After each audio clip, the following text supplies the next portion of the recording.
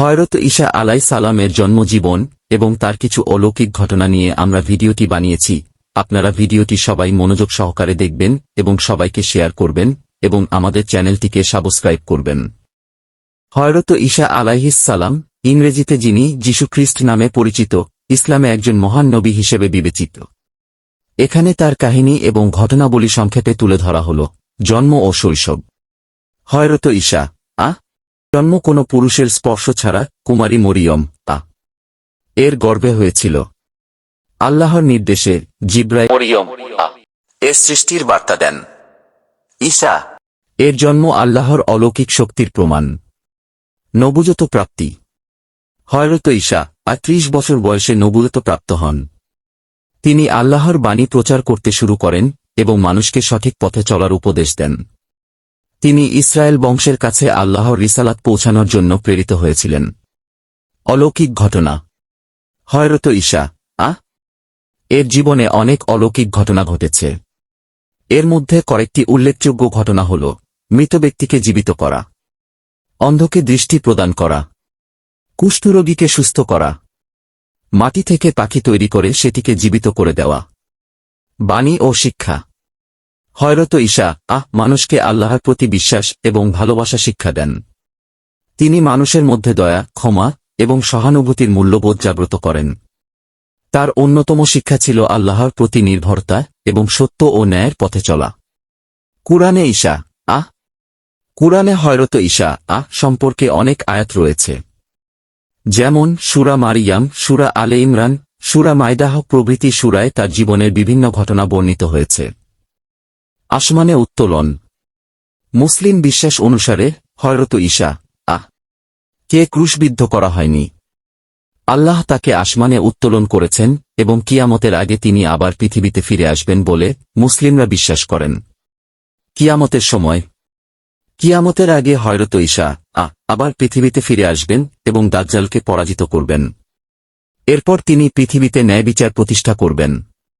হযরত ঈসা এর জীবন ও শিক্ষাগুলি ইসলাম ধর্মে অত্যন্ত গুরুত্বপূর্ণ এবং মুসলিমরা তার প্রতি গভীর শ্রদ্ধা ও ভালোবাসা পোষণ করেন।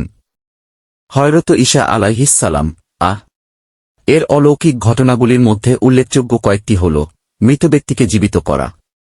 কুরআনে বলা হয়েছে যে হযরত ঈসা আল্লাহর অনুমতিতে মৃত ব্যক্তিদের জীবিত করতেন। একটি প্রসিদ্ধ ঘটনা হল, তিনি লাজারাস নামক একজন মৃত ব্যক্তিকে জীবিত করেছিলেন।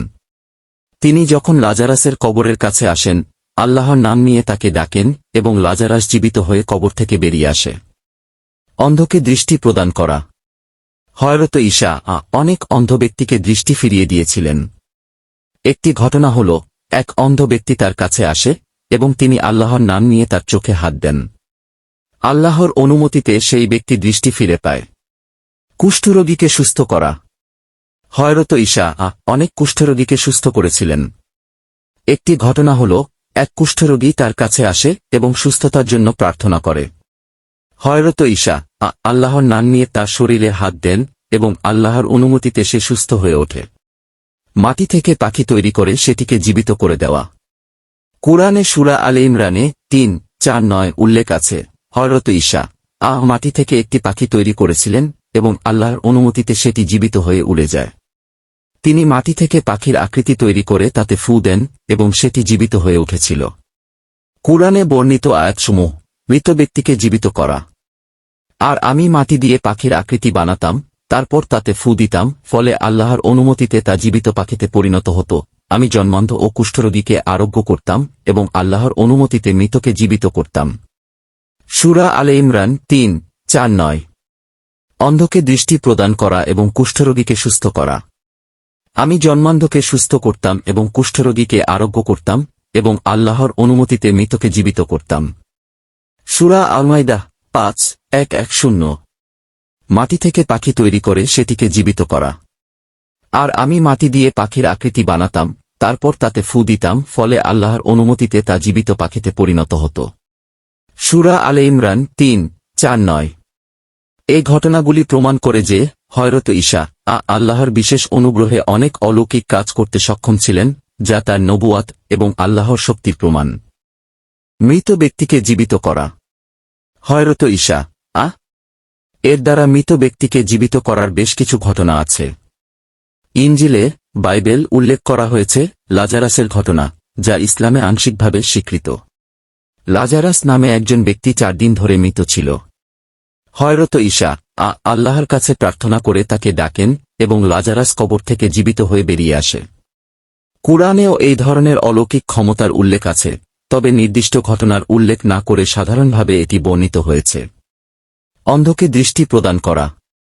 একটি প্রসিদ্ধ ঘটনা হল, এক জন্মান্ধ ব্যক্তি হযরত ঈসা এর কাছে আসে এবং তার দৃষ্টিশক্তি ফিরিয়ে দেওয়ার জন্য অনুরোধ করে। হযরত ঈসা আল্লাহর অনুমতি নিয়ে তার চোখে হাত দেন। সাথে সাথে সেই ব্যক্তি দৃষ্টি ফিরে পায়। কুষ্ঠরোগীকে সুস্থ করা। হযরত ঈসা এর সময়কালে কুষ্ঠরোগ একটি বড় সমস্যা ছিল। একটি ঘটনা মতে একটি গ্রামে অনেক কুষ্ঠরোগী ছিল যারা সমাজের বাইরে ছিল। হযরত ঈসা আল্লাহর নাম নিয়ে তাদের মধ্যে প্রবেশ করেন এবং তাদের শরীরে হাত দেন। আল্লাহর অনুমতিতে তারা সকলেই সুস্থ হয়ে ওঠে এবং সামাজিক জীবনে ফিরে আসে। মাটি থেকে পাখি তৈরি করে সেটিকে জীবিত করে দেওয়া।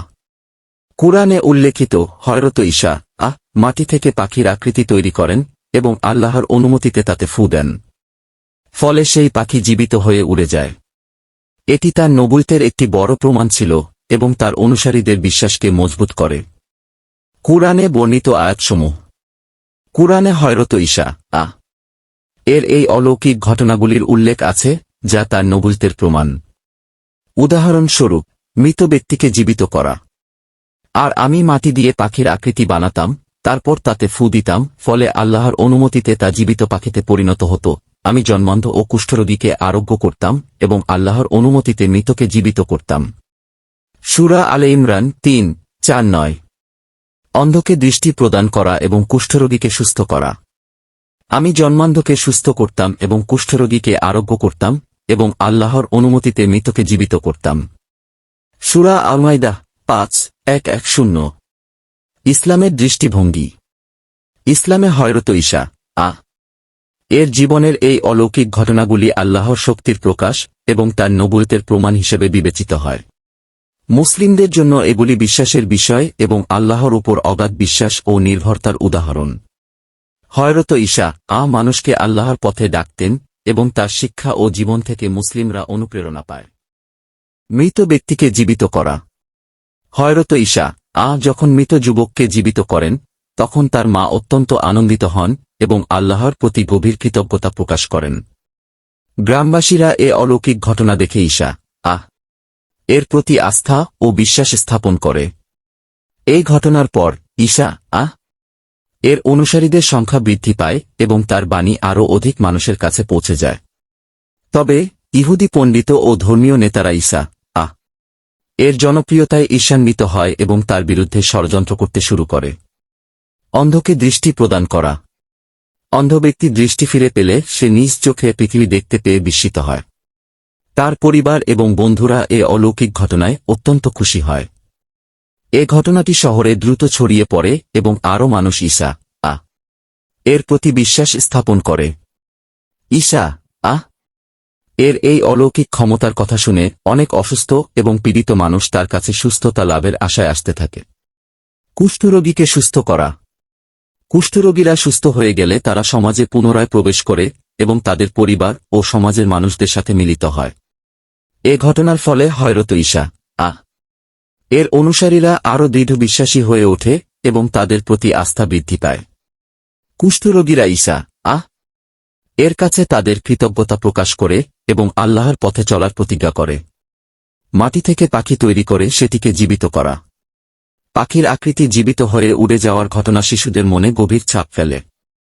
তারা এ ঘটনাটি তাদের পরিবার এবং বন্ধুদের কাছে বলে এবং হযরত ঈসা এর অলৌকিক ক্ষমতার কথা দ্রুত ছড়িয়ে পড়ে। ফলে আরও মানুষ তার প্রতি আগ্রহী হয় এবং তার কাছে আসতে থাকে। এভাবে ঈসা এর শিক্ষার প্রচার বৃদ্ধি পায় এবং তার অনুসারীরা আরও দৃঢ় হয়। কুরআনের আয়াত ও ইসলামের দৃষ্টিভঙ্গি। কুরআনে বলা হয়েছে এই অলৌকিক ঘটনাগুলি হযরত ঈসা এর নবুয়তের প্রমাণ এবং আল্লাহর ক্ষমতার প্রকাশ। এ ঘটনাগুলি মুসলিমদের জন্য ঈমানের একটি শক্ত ভিত্তি এবং আল্লাহর উপর নির্ভরতার উদাহরণ। ইসলাম ধর্মে এই ঘটনার শিক্ষা হল, আল্লাহ সবকিছুর উপর সর্বশক্তিমান এবং তার রাসূলরা আল্লাহর অনুমতিতে অলৌকিক কাজ করতে সক্ষম। কুরআনে বর্ণিত আয়াতসমূহ। আর আমি মাটি দিয়ে পাখির আকৃতি বানাতাম, তারপর তাতে ফু দিতাম, ফলে আল্লাহর অনুমতিতে তা জীবিত পাখিতে পরিণত হতো। আমি জন্মান্ধ ও কুষ্ঠরোগীকে আরোগ্য করতাম এবং আল্লাহর অনুমতিতে মৃতকে জীবিত করতাম। সূরা আলে ইমরান 3:4-9। আমি জন্মান্ধকে সুস্থ করতাম এবং কুষ্ঠরোগীকে আরোগ্য করতাম এবং আল্লাহর অনুমতিতে মৃতকে জীবিত করতাম। সূরা আল মাইদা 5:1-10। উপসংহার। হযরত ঈসা এর জীবনের এই অলৌকিক ঘটনাগুলি তার নবুয়তের প্রমাণ এবং আল্লাহর অসীম ক্ষমতার প্রদর্শন। এই ঘটনাগুলি মানুষকে আল্লাহর প্রতি আস্থা ও বিশ্বাস স্থাপন করতে সহায়ক এবং মুসলিমদের জন্য একটি গুরুত্বপূর্ণ শিক্ষা।